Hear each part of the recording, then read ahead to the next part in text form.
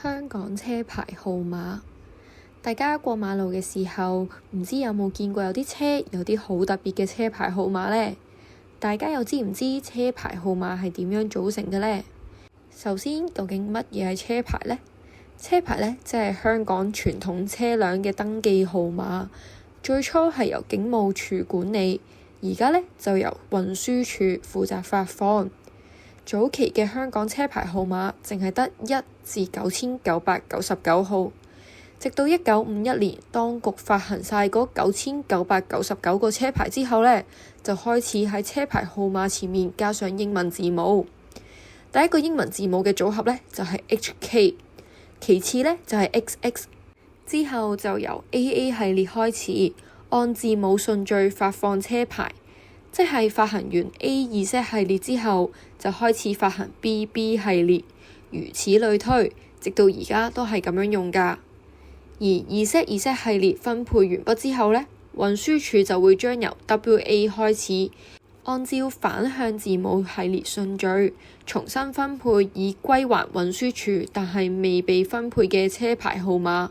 即係依次分配 WA 至 W2Z 系列。跟住呢，就會分配 VA 到 V2Z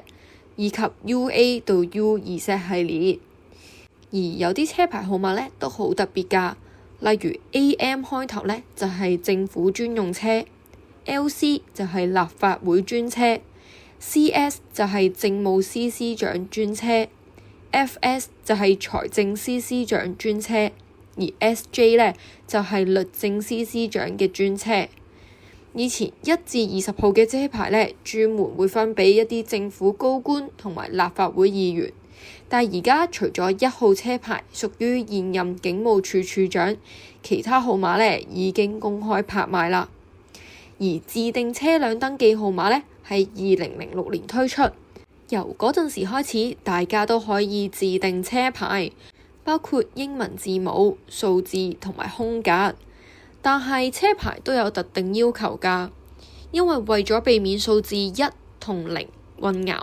運輸署呢就規定車牌上面唔可以用 I、O 同埋 Q 嘅字母。除此之外呢，佢哋嘅格式都好有要求㗎，例如呢，車頭嘅車牌要係白底黑字，車尾呢就係黃底黑字，